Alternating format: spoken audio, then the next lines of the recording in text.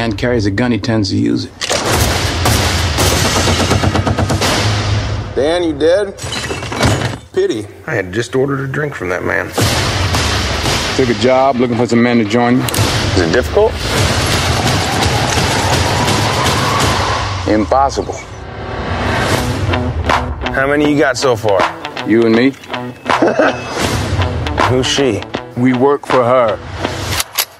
Good Lord. That's right. That man murdered my husband. I want something. I take it. He will take everything we have. So you seek revenge. I seek righteousness, but I'll take revenge. I'll need more than a few to help us fight. What a bunch of misfits we are. You know how to shoot that thing? I'm good.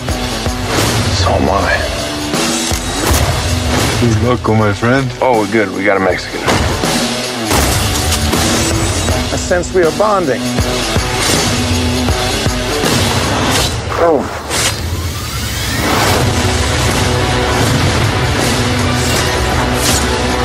We got a 7. He's got an army. And they'll be murdered by the world's greatest lover. Why are you here? Fighting someone else's fight. These people deserve their lives back. Just make sure we're fighting the battle in front of us, not the battle behind. Every man's got the right to choose where he dies. We have nowhere else to go, so... You ain't never seen a soldier like me. 1, 2, 3, I'm a vigilante. 4, 5, 6, kiss that ass goodbye. When I pull the gun, then somebody gotta die. What's the plan? I've always wanted to blow something up. It's not a plan. I'ma put your lights out. We can do this right now. I'm ready for war. How'd we do? I think we killed them all.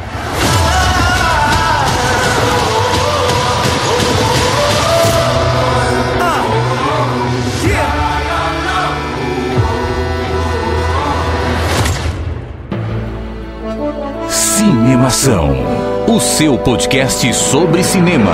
Acesse nosso site cinemação.com. Cinemação.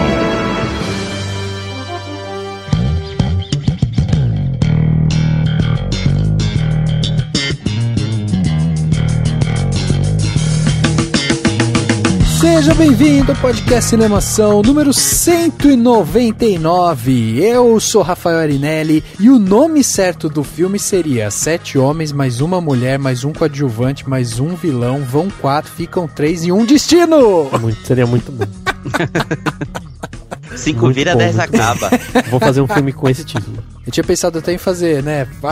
A gente foi logo ver um filme que é 7-1, 7-1, 7-1. Verdade. Tem alemães contra brasileiros, é basicamente isso. Mas eu vou fazer uma versão dessa, tipo, seria muito legal uma versão dessa no sertão brasileiro. Olha aí. Isso é muito massa. Eu sou o Daniel Cury e se Deus não as quisesse tosquiadas, ele não as teria feito ovelhas. Olha que profunda essa frase. Frase que veio do outro filme também, hein? Exatamente. Uma das muitas que foram reaproveitadas. E aqui palpitando é o Henrique Risato. E hoje a gente vai falar sobre os filmes dos 7 homens e uma Jennifer Lawrence genérica que é melhor que o original. Ó.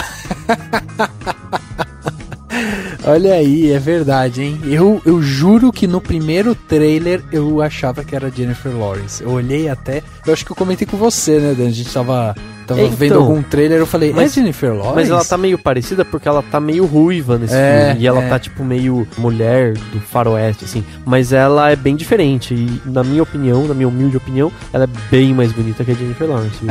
Eu também achei ela mais bonita. Mas ela é bem diferente, sim. Ela é loira, né, e tal. Então, é verdade. Muito bem, estamos aqui reunidos hoje com o time titular do podcast Cinemação. Há muito tempo que a gente não se reunia, hein? Nós 3 só pra falar sobre algum filme, né? E agora, finalmente, finalmente estamos aqui reunidos para falar da nova versão de 7 Homens e um Destino. Na verdade, a gente pode dizer praticamente que é a terceira versão, né? Porque a primeira e original é Os 7 Samurais, depois a gente teve 7 Homens e um Destino, que é um filme já antigo, né? Lá da década de 60, exatamente, e agora a gente vem aí pelas mãos do Anthony Fuqua e com uma parceria que eles já se conhecem muito bem, né? De Denzel Washington, o Ethan Hawke também, então todos ali amiguinhos resolveram se unir e fazer 7 Homens e um Destino, esse filme que veio para homenagear o clássico e veio também para nos trazer de novo esse ar de faroeste, né? Esse cheirinho de estrume, né? Do faroeste.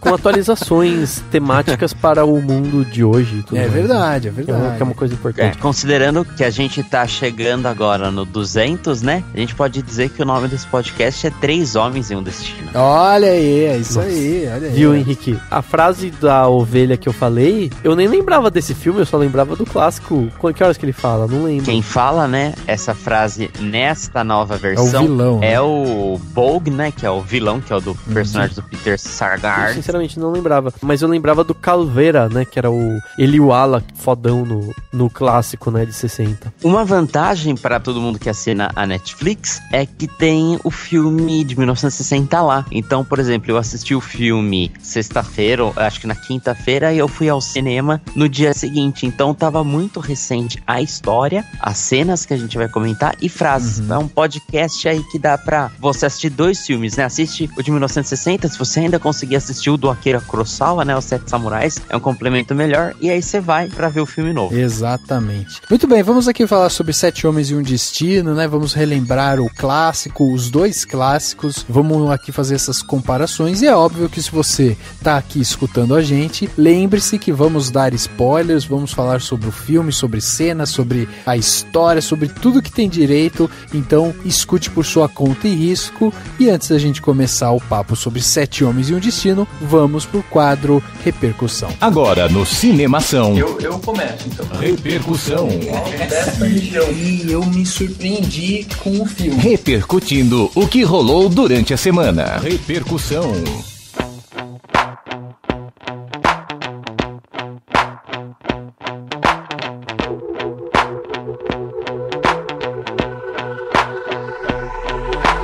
This is how it's gonna be. This is what you think of me. Dani, você já teve um grupo de 7 amigos pra você chamar de magníficos? Não. Ô, louco, Daniel, eu faço parte do seu grupo de amigos aí, a gente tem todo o pessoal do cinema. É que magnífico é tão... né? A gente no máximo pode dizer que todos nós, tipo...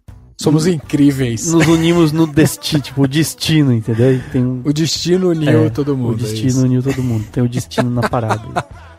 Entendi. Então tá bom, tudo bem, Dani. Vou ficar com essa mágoa aqui pra mim e depois a gente conversa sobre isso em off aqui. É que tem elogios mais legais do que magnífico. Magnífico é meio tipo, ai gente, vocês são magníficos. É verdade, é verdade. Muito purpurina, né? É, sei lá. Não sei, não sei. Dani, vamos lá. E se a pessoa que tá escutando a gente quer mandar sua lista dos 7 amigos magníficos que eles têm, incluindo o Cinemação, incluindo eu, você aí, né? Como que eles fazem pra entrar em contato aqui com a gente e mandar seus comentários aqui pro Cinemação pra ser lidos no próximo podcast? É só mandar um e-mail para contato@cinemação.com e eu vou falar uma coisa. Eu estou carente, precisando de e-mails que afaguem o meu ego. Opa. Então gostaria de dizer isso. Não precisa me elogiar fisicamente, não tem problema. Só assim, tipo, falar do podcast, o que você achou. Entendi. Eu já vou ficar muito feliz. Então, gostaria de externar esta não é uma consternação, mas essa intimidade minha aqui pra vocês. Então, por favor, manda um e-mail. Se não quer mandar um e-mail, você entra no Facebook, no Twitter ou no Instagram, sempre no @cinemação/cinemação. Ou então você pode entrar no youtube.com/cinemação. Tem vídeo nosso lá, tem coisa bacana no YouTube, e você também pode comentar no YouTube, que a gente repercute até comentário do YouTube. Se você quiser ouvir a gente de um jeito um pouco diferente, você pode ir para webradiovagalume.com toda sexta-feira às 10 da noite, ou então ouvir a reprise aos domingos ao meio-dia, porque o podcast Cinemação é exibido em uma web rádio, ele não é qualquer podcast. E claro, se você entrar no cinemação.com, porque eu sei que tem gente que só ouve no feed e não vai pro site. Você entra no cinemação.com, você lê as críticas, tem inclusive crítica dos 7 Homens e um Destino, né, que foi o Lucas que escreveu, e você entra lá e você comenta por lá também, que lá também a gente lê os comentários aqui também, um dos principais fontes, na verdade, de comentários que a gente repercute aqui. E claro, tá ouvindo a gente no SoundCloud ou no iTunes, você vai lá e vai clicar no coraçãozinho, nas 5 estrelinhas e deixar a gente muito feliz. E venha conhecer os benefícios de ser um parceiro, um patrão do Cinemação. Para isso, basta você entrar no patreon.com/cinemação e ver lá o que a gente coloca para você, o que a gente dispõe para você se você se tornar aqui um parceiro. A gente oferece vários benefícios, vários prêmios, e assim você pode contribuir com o Cinemação e ainda ter alguma coisa em troca. É muito simples, basta então acessar o patreon.com/cinemação, ver os nossos planos, clicar lá em doar e começar a ajudar o Cinemação mensalmente, assim como faz o Diego Lima, o Alberto Marinho Camilo, o Fernando Machado e a Fernanda Siqueira, que doam e ajudam o Cinemação todos os meses, contribuindo aí para que a gente possa fazer o nosso canal crescer. Você quer ajudar a gente, quer fazer o Cinemação crescer, se desenvolver? Então vai lá em patreon.com/cinemação e seja um patrão do Cinemação. Lembrando que é só a partir dos R$5 por mês que o seu nome vai ser citado no podcast. Exatamente. Pode ser menos? Pode ser menos. Seu nome vai ser citado? Seu nome não vai ser citado. Dani, chegando aqui nos comentários, onde as pessoas saíram do armário, vieram aqui comentar, conversar com a gente e tal, e a gente vai ler os comentários. Temos um novo comentário aqui do Jackson Botker, que já tinha comentado recentemente e voltou, olha aí. Olha só que legal, então, Jackson, muito obrigado pelo comentário. Eu até olhei aqui e falei assim, nossa, o Rafa errou e manteve o comentário da semana passada. Não, é o Mas mesmo, não, é a mesma pessoa. Porque aqui, assim, quando a pessoa escreve e começa a escrever pra gente, a gente vai lendo. Diz aí, por exemplo, a Amanda Aparecida, que teve seus comentários, vários comentários lidos. Vários aqui, comentários lidos. É só comentar que a gente lê, gente. Exato. Sério, a gente fica muito feliz com o comentário. Então comenta. E o Jackson mandou lá pro podcast Cinemação 198 sobre Aquários, filme e polêmica. E ele escreveu o seguinte: parabéns pelo ótimo podcast e pela excelente análise do filme. A repercussão política extra-filme acabou contaminando as opiniões, não de vocês, mas sim do público. E tem gente que acha que a produção trata-se de um tema político e social, quando na verdade o cerne é clara, a luta interna dela, do âmago dessa mulher que tem decisões a tomar e escolher os caminhos que precisa seguir. E é isso mesmo, né? O filme não é político, o filme não trata de uma parte social. Não, ele tem vislumbres disso. Vislumbres disso. E que enriquece o filme. Exato. Mas não é o cerne do filme, de fato. Então, que tem a ver com a narrativa, né? Ele não foge da narrativa. Não é que a Clara pega e tá vestindo uma camiseta vermelha com uma foice lá, entendeu? E aí ela pega e fala, não, eu vou ficar aqui, vou abrir um partido que vai lutar pelo Brasil. Não tem nada disso, Não que ela decide ocupar o prédio, né? Vou ocupar aqui com a galera. Eu tô criando um movimento do sem prédio, não tem nada disso, cara. Não tem nada disso. A gente tá falando de uma mulher de 65 anos que tá crescendo, né? Crescendo assim no sentido de tá se redescobrindo e tal, que tem que enfrentar novos problemas. O filme, como a gente fez a análise, é muito interessante e tá aí no podcast 198 para você escutar. E a gente prometeu e a gente vai fazer o podcast sobre Pequeno Segredo, que é um filme que tomou o lugar do Aquários para tentar concorrer a um lugar no sol no Oscar. Só que não era para contar isso, né, Rafa? Porque é um pequeno segredo. É isso aí, é verdade, é verdade. Então agradecer aqui de novo, Jackson, pelo comentário que você mandou. E o que você trouxe pra gente, Dani? Eu tenho aqui o comentário do Bruno Knott, porque a gente só recebe comentário de pessoas com sobrenomes sofisticados. Exatamente. Né? E ele comentou na crítica do Ark, que é um filme recente da Netflix, e o Lucas Albuquerque escreveu a crítica, né? Aí o Bruno Knott escreveu o seguinte: uma boa surpresa oferecida pela Netflix, principalmente para os fãs de sci-fi. Podemos destacar esse roteiro que, mesmo trabalhando com um loop temporal, progride de um jeito interessante e pouco repetitivo, nos apresentando a um quebra-cabeça desafiador e divertido. É isso aí. Eu vou comentar uma coisa muito legal sobre esse filme. Eu não assisti ainda. Ele está na minha lista, eu vou assistir, mas ainda não tá rolando. Eu já assisti, eu acho que é um ótimo sci-fi realmente. Ele é muito simples, né? A composição dele é muito simples. A gente pode dizer que entra dentro daquelas categorias de filme que, tipo, só tem uma locação, sabe? E aí eles utilizam, tipo, uma casa e o filme se passa inteiro dentro daquela casa. E como tem o loop temporal, então, né, as cenas ficam se repetindo, sempre acontece mais ou menos a mesma coisa e tal, mas é óbvio, ele, apesar de ter o loop temporal, ele não é repetitivo, isso torna o filme interessante e esse quebra-cabeça realmente ele acaba sendo construído, né, então isso é muito legal também. Provavelmente uma influência até do Ex Machina, né, que também é um filme de ficção que ganhou Oscar e que não é um filme caro, que foi filmado no espaço, não, é um filme lá, tá de boa. Exatamente. Fica aqui então a dica também para você ir assistir então Ark, A-R-Q, que está no Netflix. Vai lá, assiste, mande seu comentário na crítica do Lucas, que tá lá no cinemação.com. Manda aí pra gente que a gente lê aqui ao vivo no podcast de Cinemação. No caso ao vivo que é gravado e editado, mas enfim, é ao vivo.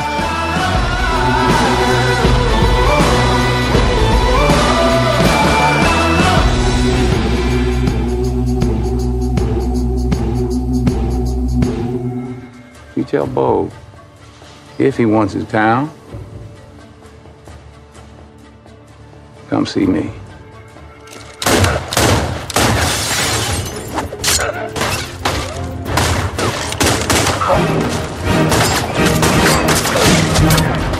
Chega aos cinemas no dia 22 de setembro de 2016 o novo filme de Anthony Fuqua, Denzel Washington e Ethan Hawke, o trio aí, né, que já foi premiado com dias de treinamento e voltou aí unidos para reviver um clássico, 7 Homens e um Destino. Esse filme que veio justamente com esse ar de faroeste, que era uma coisa que a gente não vivia com tanta frequência, né, o que não vive ainda com tanta frequência nos cinemas, né. E Dani, diz pra gente, além desse trio, que é o trio de ferro aí, né, o trio de atores e do diretor que já trabalharam juntos, quem mais que compõe essa ficha técnica de 7 Homens e um Destino? Bom, quem tá além do Antoine Fuqua, a gente pode citar os roteiristas Richard Wenk, que fez o roteiro do Protetor e de outros filmes em parceria com o Fuqua, e do Nick Pizzolatto, que é famoso por ter feito o roteiro da série True Detective, né? E nos créditos do roteiro estão o Hideo Oguni, Shinobu Hashimoto e o Akira Kurosawa, ou seja, já deram crédito direto pro original mesmo e não pra adaptação faroeste americana de 1960, né? Foi pro original de verdade mesmo, né? A direção de fotografia é do Mauro Fiore, que fez a direção de fotografia de filmes como O Dia de Treinamento e O Protetor, do próprio Fuqua, e do Avatar também. A montagem é do John Refoa, que também é parceiro do Fuqua de vários filmes, como o Nocaute de Treinamento. A trilha sonora é o último filme da carreira do James Horner, porque ele morreu em 2015, e então a trilha sonora desse filme é assinada pelo James Horner e pelo Simon Franklin, que é o que tudo indica, pelo que eu percebi, basicamente deu uma continuidade aí pro trabalho que o James Horner iniciou, provavelmente, né? No elenco a gente tem Denzel Washington, a Hayley Bennett, né, que ainda não tá tão famosa, mas tem tudo pra ser a nova queridinha de Hollywood. Ela fez aquele filme Hardcore Missão Extrema, que eu ainda não vi, mas falaram muito bem dele. É um que é em primeira pessoa, isso, tudo? É um filme em primeira pessoa, todo malucão diferente, assim. Ele chamou muita atenção em muitos festivais e tal. No elenco também tem o Chris Pratt, o Ethan Hawke, o Vincent D'Onofrio, que são figuras carimbadas de Hollywood, que todo mundo já deve ter ouvido falar. Tem o Byung-Hun Lee, que é um coreano que tem feito vários filmes, como o G.I. Joe, por exemplo. Tem o mexicano Manuel Garcia Rulfo e o Martin Sensmeyer. Só de curiosidade, o Martin Sensmeyer, ele é descendente de indígenas da região que hoje é a divisa entre o Canadá e o Alasca. Ele é descendente de um povo que vivia nessa região e ele, óbvio, tem os traços indígenas que ele representa no filme. Muito bem, se a gente for pensar aqui que a mão do diretor é muito importante para esses filmes, né, principalmente para os clássicos e tal, afinal de contas, quando a gente relembra lá, né, que esse filme, né, 7 Homens e um Destino, ele chegou vindo justamente de Os Sete Samurais, que é do Akira Kurosawa, que é um dos grandes diretores asiáticos aí, né, que veio pra realmente, que marcou uma época. Depois a gente tem o clássico, né, com direção do John Sturges, que também virou um clássico, que também é um filme muito conceituado, principalmente por conta de toda a sua ambientação. E aí agora a gente chega aí com esse filme que é assinado pelo Anthony Fuqua. Anthony Fuqua, que tem a sua sombra o Dia de Treinamento, um filme que ele fez em 2001, e de lá pra cá ele sempre esbarra em filmes que pode ser bom, mas que aí não é tão bom, e que às vezes fica bom, e que não é tão bom. Ele fica vivendo nessa margem assim. Vocês acham que o Anthony Fuqua, ele passou já pelo ápice dele, ou ele tá na média, ele tem feito filmes ok e tal? Porque eu lembro que, por exemplo, no ano passado e no ano anterior, ele lançou Nocaute e lançou O Protetor. Eu lembro do Dani falando do Protetor, porque o Dani falou, pô, queria ver o Anthony Fuqua com Denzel Washington de novo, nesse clima, né, de meio policial, assim, e tal. E você se decepcionou com o filme. Né? Não chega a ser assim, nossa, um filme horroroso, mas é um filme mais ou menos. E o Dia de Treinamento eu particularmente gosto muito. Como filme policial, o Anthony Fuqua tem essa coisa meio gangsta, né, meio das ruas e tal, né, de saber filmar isso. E eu acho que esses filmes mais recentes do Fuqua deixaram a desejar, né. A gente até gravou um podcast do Nocaute e a gente falou do quanto, tipo, o filme tem falhas. Nesse caso, eu acho que ele conseguiu dar uma recuperada. Eu gostei muito desse filme.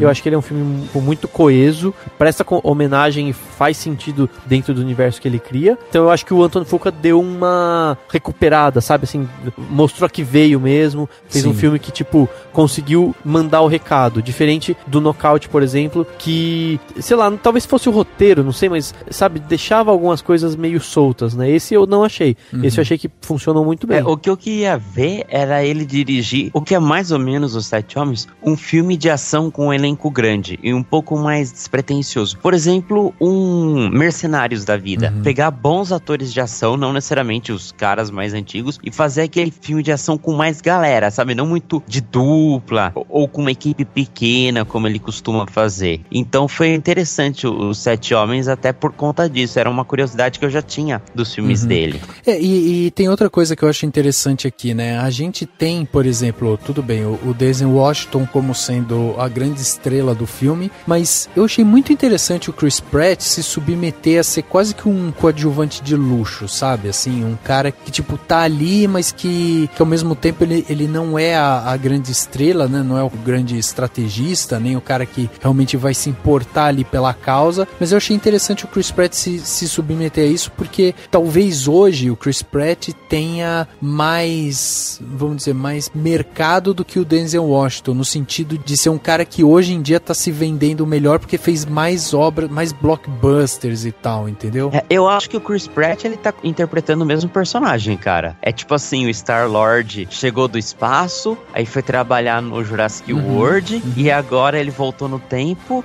e virou um cowboy. Meu, parece o mesmo personagem. É verdade. Eu não senti um trejeito. A gente vai falar, meu, o personagem, por exemplo, do Vincent D'Onofrio, cara, é espetacular, né? Só que ele é um puta de um ator. Mas eu acho que o Chris Pratt, ele tá lá no mesmo estilão. Mas o Chris Pratt, ele é esse tipo de ator. Ele não é um tipo de ator que, pelo menos por enquanto, a gente não viu ele em nenhum momento fazendo um papel profundo e complexo. Ele é o ator que é carismático, né? Tem um timing cômico bacana. Deu certo hoje, né? Assim, hoje ele faz muitos filmes e tal. E assim, vende isso, ele se dá bem desse jeito, fazendo meio que essa mesma coisa. Mas eu acho que os três, se você pegar o Denzel Washington, o Chris Pratt e Ethan Hawke, eles estão à frente, né? É desses filmes de grandes astros, né? Tipo, que juntam. Sim. Pelo menos os três são grandes astros, então...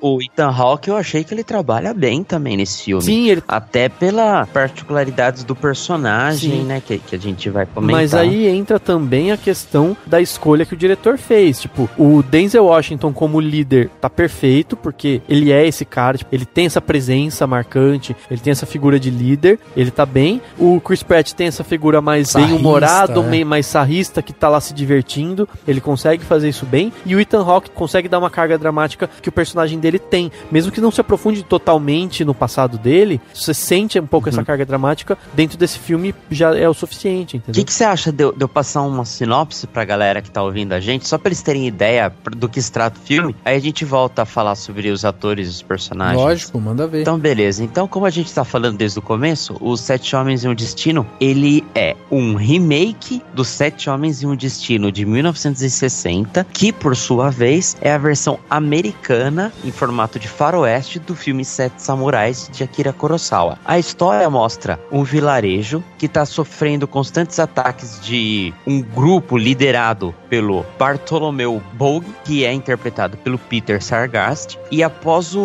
ter o seu marido assassinado, a Emma Cullen, que é interpretada pela Hayley Bennett, vai até um vilarejo, cidade mais próxima, né? Não é mais vilarejo, é uma cidade mesmo, mais próxima, atrás de algum bounty hunter, né? Algum caçador de recompensas, para que ele possa ajudar ela e o pessoal do vilarejo a combater o Bogue.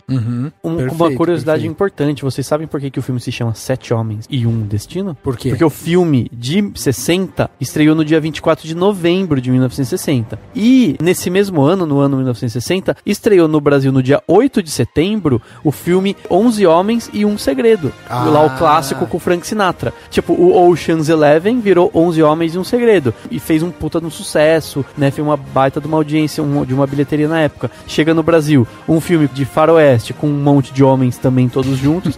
Então você tem 7 homens e um destino. E daí, né? Exato. Então é muito interessante como que aquela coisa pensada muito no marketing se mantém ao longo dos anos, porque na hora de fazer o remake eles vão manter o título original, porque o título clássico, né? O título em inglês seria The Magnificent Seven, que seria os 7 magníficos. Os 7, né? Os 7 incríveis. Os 7 incríveis, uma coisa assim, exatamente. Isso, é os 7 magníficos. E até ela, no final desse filme, a personagem da Bennett, ela tem um monólogo e que ela fala que eles são magníficos, né? Sim, O que a gente tava falando agora, minutinhos atrás, do personagem Sam Houston, que é o personagem do Denzel Washington. Eu gostei bastante do filme, mas assim, uma coisa que eu estranhei é um filme meio que de ação. O outro filme, ele tinha uma carga dramática. Esse eu não achei, eu achei ele mais pra ação. Então, alguns elementos, eles não são muito explorados. Por exemplo, Denzel Washington é um homem negro. O Velho Oeste americano, o filme ele é retratado logo após a Guerra da Secessão, que foi quando o Norte, que era abolicionista, lutou contra o Sul, que era escravagista. O Sul perdeu, aboliu a escravidão. Mas, se a gente lembrar de um outro filme de faroeste muito importante, algum tempo atrás, Django Livre, do Quentin Tarantino, uma das primeiras cenas é quando o Django aparece montado ao cavalo do lado do personagem Christopher Walken, é isso? É. Isso, e todo mundo, o que é o crioulo em cima do cavalo, blá blá blá. Porque realmente era algo incomum. Então eu acho que como o Anthony Fuqua, que também é negro, né? Como ele escalou o Denzel Washington, ele poderia ter explorado minimamente isso. Mas só assim, olha, o líder do grupo, além de ser um cara destemido, um cara justo, é um caçador de recompensas negro, que era uma coisa muito diferente. Porque os negros, até pouco tempo atrás, eram escravos. E eu achei que eles simplesmente ignoraram isso. Eu achei ótimo, Henrique, eu achei o contrário, assim. Eu acho assim, você citou o Django Livre, dá pra citar, inclusive, Os Oito Odiados, também, né? esqueci dos Oito Odiados. Também tem o... Samuel L. Jackson. O Samuel Jackson é citado, mas é claro, o Tarantino faz um tipo de filme, né? Sim. Não se compara com esse. O Tarantino, objetivos diferentes e tal. O que eu achei legal disso é que, basicamente, ele é reflexo de seu tempo. Hoje, preza-se e espera-se que se tenha algum tipo de diversidade nas coisas, né? Tipo, você chega num lugar e você tenha pessoas de diferentes etnias e tal aparecendo por lá. Então, eu acho que o objetivo era esse, né? Era, tipo, dar essa abertura pra diversidade. E aí, o que eles fazem? Eles colocam uma mulher que, tipo, no filme clássico, pelo menos de 60, a única mulher que tem é, tipo, uma donzelinha, né, que tem um romancezinho e aparece muito pouco. E naquela época, em 60, ninguém se preocupava com isso. Todos eram homens brancos e tal. Inclusive, tinha um personagem mexicano do clássico de 60, que o ator era alemão, era um ator super branquinho e tal. Exato. E nesse filme tem essa preocupação. Então você tem um personagem mexicano, você tem um personagem coreano, um ator coreano, tipo, não falam que ele é coreano, mas enfim. E assim, ninguém se questiona de onde surgiu um cara de olho puxado no meio do faroeste. Tipo, tem um índio no meio. Naquela época, imagino que tinha até atritos, né, entre brancos e índios, até porque tinha todas as batalhas, as tribos tentavam, tipo, resistir à chegada, né, dos caras pálidos e tal. Então, a forma como o Fuqua fez, a forma como o roteiro tá escrito, isso pouco importa, né? Você tá preocupado com a história. Então, a presença de atores negros e de uma mulher mais forte que vai lá e dá tiro e tal, é reflexo do seu tempo, e isso eu acho interessante. É uma forma de você, por mais que ele não se compare em termos de qualidade ao clássico, a ideia não é que ele seja melhor, mas pelo menos ele atualiza essas coisas que são necessárias, entendeu? Uma coisa que eu também achei, o personagem é legal pra caramba por ser um personagem de ação, mas eu achei totalmente forçado, foi sim o personagem do Byung-Hun Lee, que é o Billy Rocks, porque era realmente muito difícil. O povo asiático, ele ainda não tinha sido inserido totalmente nos Estados Unidos, ao contrário do Brasil, que o Brasil teve a maior imigração, tirando, por óbvio, a portuguesa, italianos e japoneses, mas nos Estados Unidos não tinha muito. Então eu achei que, vamos pôr personagens de cada etnia. Putz, forçou. Podia ter posto caras mais, por exemplo, do México, que faz fronteira, entendeu? Mas, Henrique, que tem mais relação. E outra coisa, só pra complementar, quanto a personagem feminina, forte, mais atuante do que no filme de 60, eu achei muito legal e eu achei que coube. Até vou remeter a um filme que teve um remake em 2010, que foi o Bravura Indômita, que lá atrás, na sua versão original de 1969, tinha uma personagem em faroeste feminina, interpretada pela Kim Darby, que tava lá, em 69, há 300 anos. Então eu achei a parte da garota, porra, maravilha. Mas eu achei que a parte do Billy Rocks, assim, eu entendi a função dele no filme. Eu só achei também um pouquinho mais forçado, né? Pretty. I mean, good. Your shooting is good. Do it again. Sight the lowest part of the V, cheek resting against the stomach. I had a father, thank you. I didn't. Ooh, God. Dang it, I'm good. 6 pounds of pressure, that's all that's required. Eu acho que é diferente você fazer um filme com o objetivo de ser uma crítica social, como esses últimos dois do Tarantino que a gente citou. Tem o objetivo de questionar os negros na sociedade americana, de falar sobre o assunto e tal. Tipo, é diferente você fazer isso e um filme voltado pra entretenimento. É diferente você fazer uma representação super fiel, por exemplo, sei lá, um documentário ou, sabe, uma história baseada em fatos reais mesmo, super, né, tipo, voltada pra mostrar o faroeste naquele período, que daí você teria que ter talvez uma preocupação com esse tipo de coisa, e um filme como esse. Aí só pra citar um exemplo, eu lembro até hoje, já faz um tempo, né, eu tive a oportunidade de assistir a peça Romeu e Julieta no Globe Theatre, né, lá em Londres. É o teatro que supostamente foi, não é exatamente o mesmo, mas enfim, é como se fosse o mesmo teatro que o Shakespeare fez as peças dele em mais de 500 anos. E eu lembro que antes tinha todos os atores que estavam lá, eles estavam, tipo, fazendo umas cantorias, cantando umas coisas, e você sabia que eles eram atores da peça. E o cara que, no fim das contas, fazia o Romeu era negro, e tinha vários atores negros em peça. E aí você pensa, uma história que se passa na Verona do século XII, sei lá quando, né? Que foi escrita pelo Shakespeare, ou supostamente escrita pelo Shakespeare, na Inglaterra do século XV e XVI. Em termos realísticos, não faria sentido nenhum um ator negro ser um príncipe de Verona. Mas aquilo não é importante, porque é uma peça de teatro, entendeu? E eu acho que esse tipo de visão é justamente, quando você se trata de entretenimento, esse tipo de visão é justamente o que empobrece até a questão da representatividade, entendeu? A partir do momento em que não faz diferença nenhuma a pessoa ser branca, negra, japonesa, sei lá, não sei, qualquer que seja a etnia ou qualquer outra coisa, não faz diferença, entendeu? Eu entendo que uma representação muito fiel seria necessária em algum momento, mas nesse eu acho que não faz o menor sentido. Então eu acho que, pelo contrário, é bem-vindo, e é justamente isso, é um produto do seu tempo, tipo, um filme hoje, um filme com 7 personagens personagens homens principais, todos são brancos, todo mundo vai falar, pelo amor de Deus, cara, não é possível, você não entende de representatividade, sabe?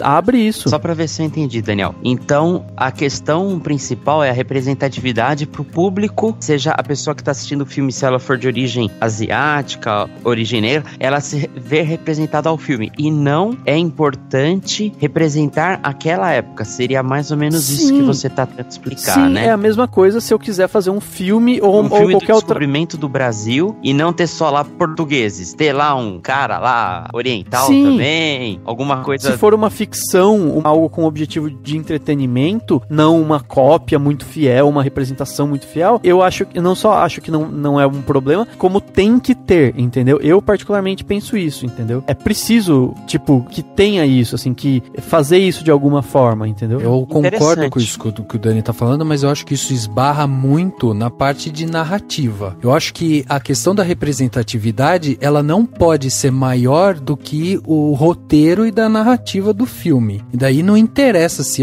tem que ter o personagem que é negro, tem que ter o personagem que é japonês. Se o roteiro ele for mal montado e mal construído, não importa a questão da representatividade. O que eu entendo é assim, eu concordo com o que o Henrique falou, no sentido de eles não darem importância a isso numa época que ali estava mostrando. Então, se você pega assim, o filme ele tá mostrando a busca pelo ouro, a exploração daquela época que tinha uma pessoa que estava atrás realmente de terras, você insere uma série de elementos históricos ali e ignora o fato do personagem principal ser negro. Mas não são elementos históricos, apenas históricos, são elementos de gênero. Tipo, é o gênero do faroeste, que é importantíssimo pro cinema. Exato. E o fato do cara ser negro também faz parte do gênero, porque o gênero naquela época, como o Henrique bem posicionou, o filme se passa em um momento em que os negros estavam sendo perseguidos, que estavam tendo problema ali e tal. E tinha acabado de ter a guerra. Tinha acabado de ter a guerra e tal. Então eu concordo com isso. Eu só acho assim, o Henrique sentiu falta de terem demonstrado durante o filme ter algum tipo de, vamos colocar entre aspas, né, mas seria um preconceito da população que ali está. Algo no roteiro que debatesse o tema. Ou que debatesse o tema. Nesse sentido, assim. Que aí vem de uma parte de narrativa, que daí eu acho que vai, vamos falar de Fuqua e vamos falar de Tarantino. O Tarantino, ele deixa isso muito mais explícito, né? Ainda mais quando em filmes como o próprio Django Livre, que a gente falou, ou ele mesmo... trabalha mais nos diálogos, né, Rafa? Ele trabalha mais, ele deixa isso bem dito, bem claro. Sim. Que existe isso. Aqui, eu acho que isso tá em segundo plano, mas ainda assim aparece, porque a primeira cena que a gente vê o Sam entrando na cidade, em que ele tá vestido inteiro de preto, com seu cavalo preto, não sei o que e tal, ele tá andando ali, ele é um homem negro que tá em cima do cavalo, você percebe que existe toda uma comoção ao redor da cidade que não precisa ser dita, ninguém ali precisa falar verbalmente, nossa, tem um negro em cima do cavalo, não, fica todo mundo olhando, fica todo mundo achando estranho, todo mundo vai pra dentro das casas e não sei o que, já gera um certo preocupação. Isso deixa subentendido que pode ser porque ele é negro, pode ser porque ele seja um estrangeiro, pode ser porque ele seja um estranho entrando na cidade. Isso deixa aberto. Por isso que eu acho que a cidade toda tava com medo do Bog. Isso, exato. A cidade toda tava amedrontada. Eu enxerguei dessa forma. Então, exatamente. Até porque a gente percebe que, assim, por isso que eu tô falando que isso acaba sendo deixado em segundo plano. Ele não eleva isso pra uma discussão, mas ele deixa ali meio que subentendido que gera um estranhamento. Aí vai da sua interpretação. Eu tô achando que tá tendo esse estranhamento porque ele é negro, porque ele é um estrangeiro, enfim, pode aparecer esses motivos. Sim, eu tenho quase certeza que isso, provavelmente o foco do Antoine Fuqua foi, claro, primeiro trabalhar com um ator que é amigo dele, provavelmente, sim, e com quem ele se dá bem, saberia, enfim, dar a liga pra dirigir, mas provavelmente simplesmente porque, tipo, ter representatividade e não discutir o assunto. Pra mim, tá muito claro que o objetivo do filme é mostrar que qualquer ator pode fazer aquele personagem, entendeu? Tipo, precisa de um ator bom, e o Denzel Washington é um ator que é bom e que combina muito bem com o que é pedido para o personagem, entendeu? E aí, nesse momento, você tanto faz a cor da pele da pessoa e tudo mais. Eu acho que é um problema quando a gente discute isso, quando não é pra se discutir, entendeu? Mas, Dani, não dá pra ignorar, eu acho que não dá pra ignorar o fato de você tá falando de um filme que é um faroeste que se passa naquela época, tipo, é como eu falei, eu não acho que... Mas ele é um gênero, a gente pode dizer que ele se passa uma época indefinida de uma certa forma, entendeu? Não interessa eu acho acho que é forçar um pouco, porque... Não, Henrique, não é isso. Filme... É uma brincadeira com o gênero, tipo, é um filme de gênero. Tipo, é a mesma coisa que você fala assim, eu quero fazer um filme de ficção científica. Filmes de ficção científica, via de regra, claro que tem variações, via de regra se passam no futuro, num tempo no futuro, entendeu? Você entende? Tipo, eles têm que se passar no futuro, mas não importa que futuro que é, não importa se daqui a 100 ou 2 milhões de anos, é no futuro, e o objetivo é fazer o que o gênero de ficção científica pede, entendeu? É a mesma coisa aqui, você tem um gênero. É um filme de cowboy? É um filme de cowboy. Que ele se passa em 1800 ele se passa em 1800 porque o gênero pede, mas não se trata de discutir a época, entendeu? Não é um retrato fiel da época. Eu acho que é isso que não tá claro. A maioria dos filmes de ficção científica não é um retrato fiel do futuro, ou seja, ninguém foi lá, fez um estudo de como vai ser o futuro daqui a 100 anos e tentou fazer o mais parecido que a gente consegue imaginar. Não, tem filme de ficção científica que o cara, tipo, desaparece e reaparece e a gente não faz ideia de se isso vai ser possível, entendeu? E todo gênero é assim. Tipo, todo gênero você tem regras e você segue essas regras. Eu entendo isso que você tá falando. Na verdade, o filme que você diz é o que eu até concluí anteriormente. Tendência hoje do mercado, né? Porque se a gente pegar o de 1960, ele era mais fiel ao que, entre aspas, historicamente seria aceitável. Nem era mais fiel, porque eles colocaram um ator alemão pra fazer um mexicano, porque naquela época não se eles contrataram um alemão pra fazer o mexicano do grupo dos 7 homens, que era não vou lembrar o nome dele, era um rapazinho mocinho que tem medo no começo. Era Chico o nome do personagem. Chico, isso. E Chico, tem mas até passava, que era o Horst Buchholz. Então, ele era alemão. Né? Mas ele assim, ele até passava, porque ele tem olho meio puxado e tal, não, né? Não, mas não interessa, Henrique. Eles colocaram eles, tipo, hoje em dia, as pessoas iam xingar quem colocasse um ator alemão pra viver um mexicano, entendeu? Por quê? Porque precisamos dar a oportunidade, tipo, tem ator mexicano pra cacete, precisa de emprego em Los Angeles, por que você vai dar a função pra um ator alemão? Aí a mesma coisa em relação ao vilão do filme. O vilão do clássico de 60 era um mexicano, e era vivido pelo Eli Wallach, que tava lá meio, quase um blackface, ele tava maquiado pra parecer mais mexicano, mais moreno, entendeu? E ele não é, o Eli Wallach é branco e tal, e tudo bem, um puta de um ator. Ok, mas assim, naquela época não existia essa preocupação. Hoje existe e você precisa responder ao que o mundo pede hoje, entendeu? É a mesma coisa, não sei se vocês repararam, tem uma brincadeira com cigarro no filme, que eles, tipo, aparece um cara fumando, eu acho que é o próprio Chris Pratt, ele fala alguma coisa referente a cigarro, sabe? Ah não, tem que fumar. Por quê? Porque em 1960 todo mundo fumava o tempo inteiro, os grandes clássicos do faroeste,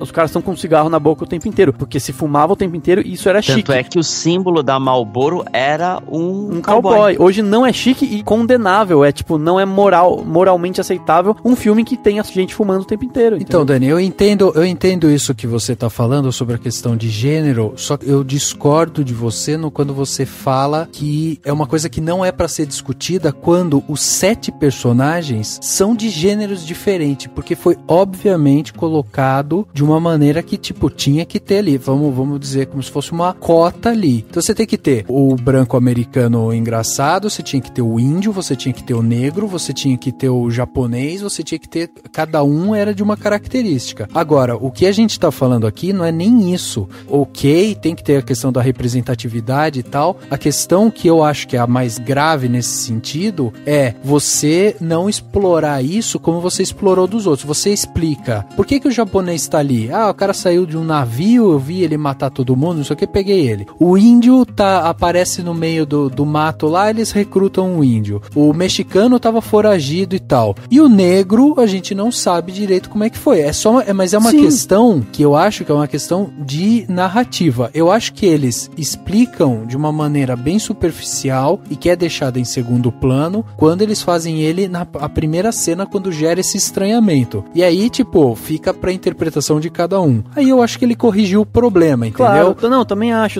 Só acho que a gente tá falando demais já disso, sabe? Tipo, isso não é um debate do filme, o objetivo não é esse. É a mesma coisa que alguém reclamar lá no teatro que eu assisti Romeu e Julieta e falar, nossa, mas o Romeu é negro. Tipo, grande coisa, é um teatro. Mas ninguém tá falando isso. Ninguém tá reclamando dele ser negro, ninguém tá falando. Exatamente. O que a gente tá discutindo, que foi o que o Henrique falou, foi, a gente tem que observar que ele é um subtenente negro que aparece numa época em que tá se passando o faroeste, em que houve a guerra de concessão, que tinha problema contra negro, e o Henrique sentiu falta, por exemplo, de ter um embate com isso. Ok, tipo... Ou assim, um cara tivesse visto um cowboy com cuspido no chão de desprezo. Meu, acabou, já não teria essa discussão de meia hora. Então, mas que pra mim, teve nada, pra mim não é que nem não teve nada. Pra mim o que teve foi isso, foi na primeira cena ele resolveu o problema pra mim ali. Tipo, ele tá mostrando um estranhamento com o cara e ele não precisa ficar falando. É como eu falei, se a gente pegar o estilo de narrativa do Tarantino, o Tarantino iria pegar e ia falar, nossa, olha ali, o crioulo tá em cima do cavalo. Aí, puta, ia ficar falando 50 vezes crioulo no filme, sabe, só pra provocar, do jeito que o Tarantino gosta de fazer. O Fuqua simplesmente, tipo, fez o cara entrar, gerou aquela tensão ali e tal, você não sabe direito pelo que é, mas você sabe que tá gerando aquela tensão. É por causa do gênero do filme, né, tipo do filme que a gente tá vendo que é um faroeste, que sempre tinha isso de tá entrando um forasteiro aqui, todo mundo fica meio com o pé atrás, e também pode ser porque ele é um negro que tá em cima do cavalo e tá com a arma. Vai da interpretação de cada um. Encaixa bem, porque aqui a gente tá falando de um filme que se passa exatamente nessa época que tinha tido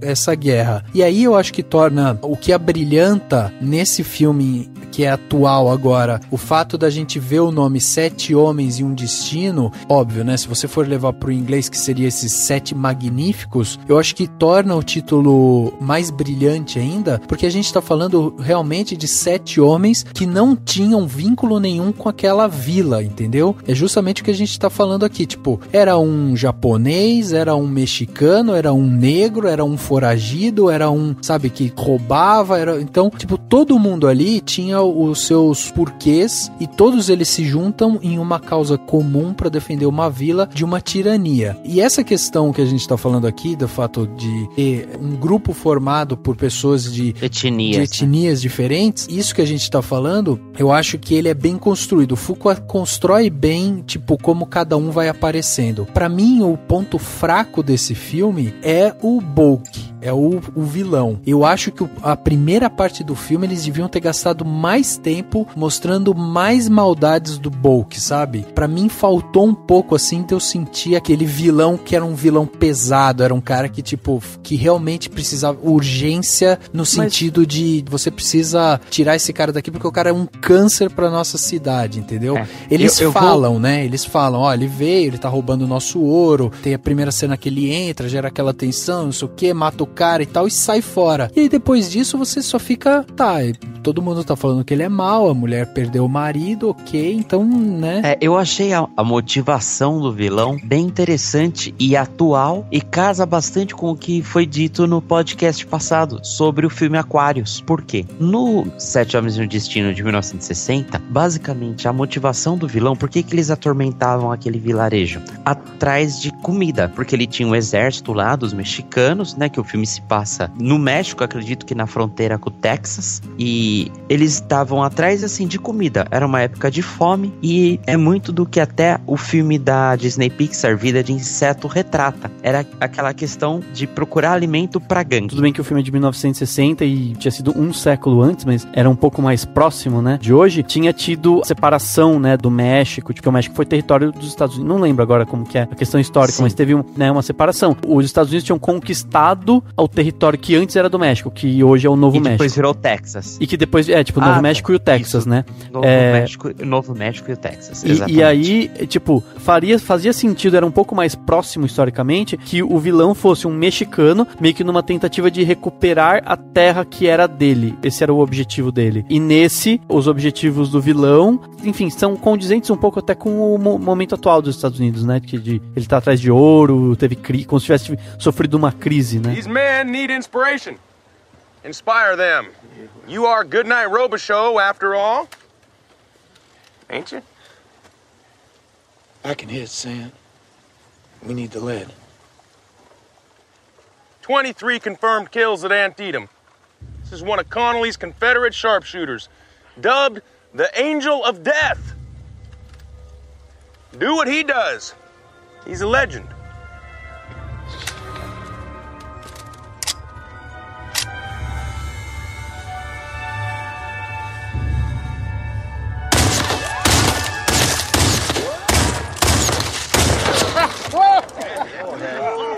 That's some fancy shooting there. Well, they call him Good Night. É engraçado que no filme antigo, um dos personagens lá dos 7 Homens, ele sempre perguntava, ele tentava tirar alguma informação que não existia dos mexicanos. Ele falava, não, mas e essas montanhas aí? Estão cheias de ouro, né? Não tem ouro aqui. Ah, mas elas estão cheias de prata. Não tem prata. E esse filme novo, ele é exatamente, ele já joga na cara, ó, aqui tem ouro pra caramba e eu quero tirar vocês daqui porque eu quero o ouro desse local. Você vê a casa do Bolg, né? Você vê aquela casa grande de fazenda. Eu lembrei até daquela casa grande do Leonardo DiCaprio no Django Livre, que é um filme aí de faroeste que a gente pode também fazer paralelo, porque é fácil todo mundo ter acesso. Isso daí eu achei bem interessante, essa atualização na motivação dos vilões. Eu particularmente, eu acho que foi o suficiente, assim, a apresentação dele. Mas vocês sentiram que ele é ruim? Eu senti o ator até canastrão. Aí pode entrar uma crítica, tipo, ele tá muito canastrão, tá muito cheio de tique, sabe, aquela coisa meio super vilão e tal. E aí pode entrar várias coisas, tipo, pode ser tipo o ator se divertindo mesmo, falando assim, já que ele é um puta de um vilão, eu vou fazer isso e tá bom, não tem tempo de aprofundar no personagem. Mas você pode criticar, é criticável que você fale assim, você não entende tanto assim. A motivação dele é muito, né, poderia ter sido pincelado e você eventualmente poderia humanizar esse vilão, né, deixar ele mais tridimensional. Mas eu particularmente acho que funciona, acho que não é um problema tão grave. Só que eu acho que eles fizeram bem em mostrar, porque tipo, ele chega, já meio que dá uma prensada num menininho lá e tal, que inclusive reaparece no filme ao longo da trama, o que é interessante. Ele dá uma prensada, ele, sabe, assim, atrapalha lá o pessoal, né, que tava reunido na igreja. Enfim, queima a igreja, né, até uma afronta à religião. Exatamente, ele queimar a igreja, tipo, né, seria uma coisa, tipo, super... Até hoje mesmo, né, você queimar um templo, qualquer que seja, é uma forma de vilania muito grande. E depois ele ainda mata uma galera, meio que, tipo, o cara mal reclama e já mata um monte de uma galera e vai embora. Pra mim, isso deixou muito claro, tipo, ele é um puta do vilão. Claro, não é um filme profundo, né, esse é um filme de ação, com homenagens a um clássico de 60, mas ele, por aquilo que ele se propõe, eu achei que o vilão tá muito bem, sabe? E eu gostei um pouco disso, assim, o Peter Sarsgaard, ele tá meio que, tipo assim, vou dar uma canastrada aqui